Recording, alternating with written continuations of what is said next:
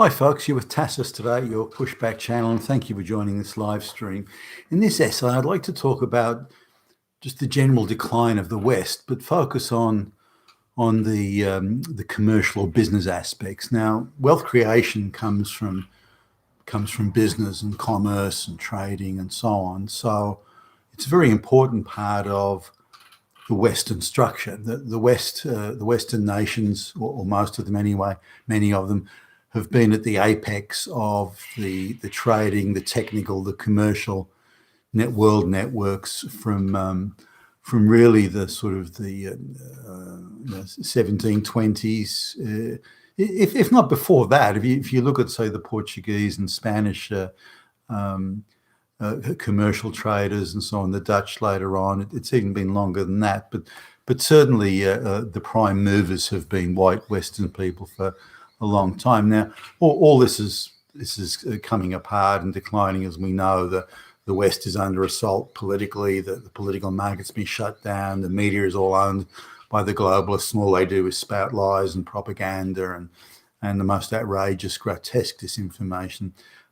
Organisationally, we're in decline due to the completely failed multicultural experiment. I don't believe it was an experiment. I think it was always a plan or a plot or an effort to destroy Western society and create tribalism where there was none, and particularly to crush white Western people in their own country, no less. But the business sector, with all this immigration to the West, forced immigration that the people never wanted or asked for or voted for, has put a lot of black and brown people into the business sector, using, again, gender and race quotas. And if you look at a lot of business websites and you look at a lot of companies' websites, all they seem to do is talk about how many black lesbians they hired and how many black lesbians have become engineers and this, that, and the next thing, doctors. I mean, it's endless.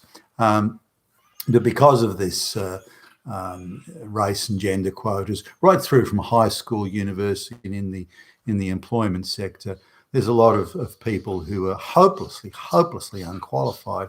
So here's yet another example, a recent example. The sort of the vice president, I suppose, level of the person in charge of this area. She's from a third world country, speaks English, I suppose, to the level of maybe a 10-year-old in the West. Someone born here, white person born here. So it's sort of minimally acceptable, I suppose. But so hopelessly unqualified, and you'd rate her as sort of a 1 or a 1.5 out of 10. Now, as with in a lot of third world countries, they had jobs as hostesses to give pleasure to visiting white businessmen or indeed any businessman. But white businessmen, I guess, they focus on, and somehow they managed to get a white businessman to say, "I love you and I'll make you a star," and that is good. I love you long time. I love you long time. And next thing you know, they're being brought to Australia or somewhere in the West and given a prestigious, well-paying job. Maybe it's not well-paying, but anyway. So they're hopelessly unqualified. They've never done any job before, never done any work. They know nothing. So they're given a senior role, and then you look at the other people. So going in, having a look at the office, so that any white people that are there appear to be mentally retarded, and the rest are third world people of the lowest quality. Now, I'm sure you could find even lower quality again in countries of 100 million plus peasants, dirt poor subsistence peasants. I'm sure you could, but these are sort of people who are there. Now, the guys at the very apex, though. And this is where the West is degenerating into cronyism, amateurism, incompetencism, the whole thing. And it's really sad to see, the once vibrant wealth creating sector of the Western economies is just falling into just disappearing. It's crumbling before our very eyes.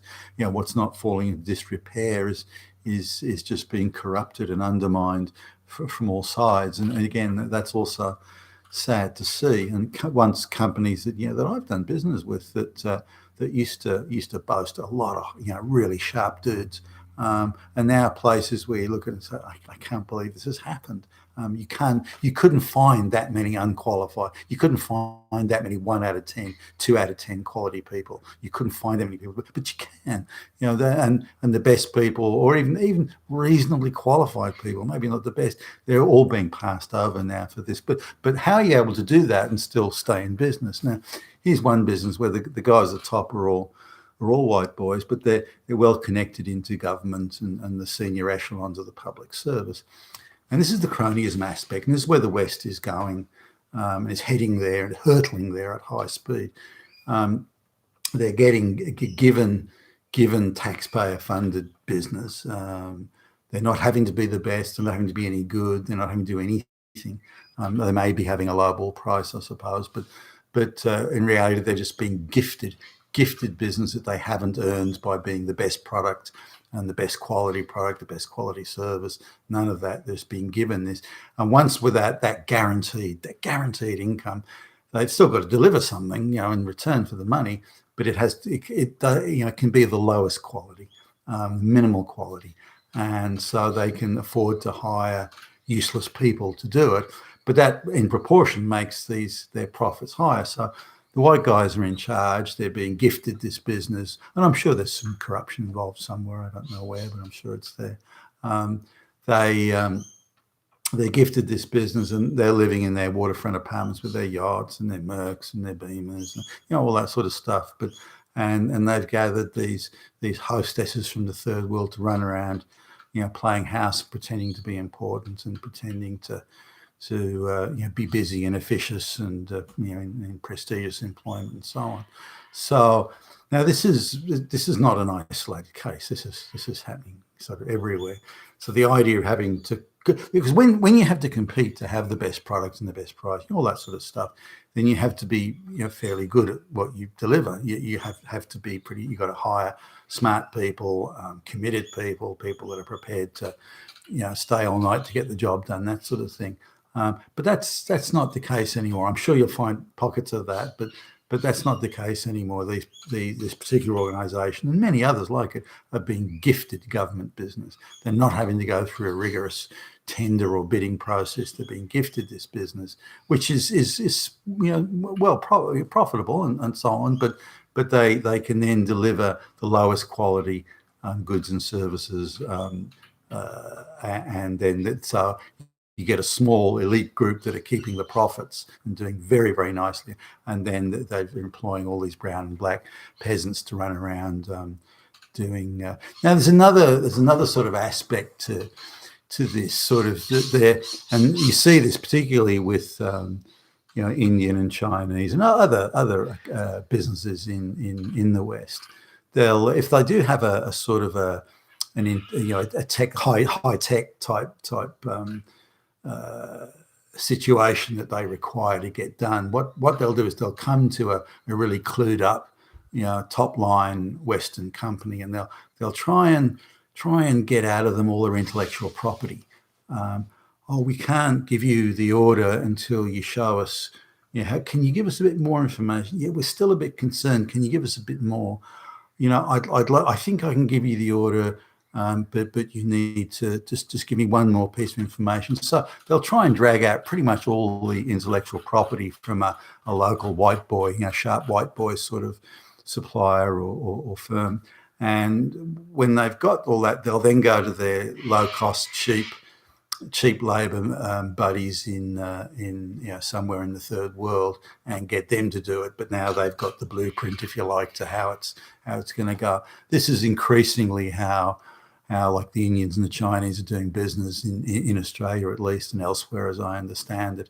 They're not attempting to fit in. They're not wanting to do business with the locals. They're wanting to keep the money, the benefit, the profits in their own pockets. They're happy to take money from the white folks, but they'll with absolute reluctance they'll give it. No, I'm sure there are outliers and exceptions, but that's the even ones that have had jobs in the public service, have been gifted affirmative action jobs in the public service. They still have no loyalty to the Western country or to the system that's given them their given them their place in the West and given them a job, gifted them a job, gifted them all sorts of benefits. They have no loyalty to that and feel that they owe nothing in return. As an example, look at, say, someone like Ilhan Omar in the United States Congress, taken in from a so-called refugee camp and given safe haven in the United States, and she's been looked after from day one, given jobs, given handouts, given college degrees. The American taxpayer has just thrown money at her, and yet she hates America, hates white people, hates everything about the country that's made her quite well off and given her a safe lifestyle with all sorts of benefits that she couldn't have dreamed of in Africa, where she came from. So this is not unusual, but it's yet another assault on the business sector in the West, that fewer and fewer businesses are having to compete to deliver the best product, and increasingly it's being businesses being gifted to them by government contract, and then if they subcontract it out, it's to people of their own racial group. Or you get hostesses from the third world and that sort of thing. So this is just one of the many numerous assaults that's being. But this is the wealth creating sector that's under assault here.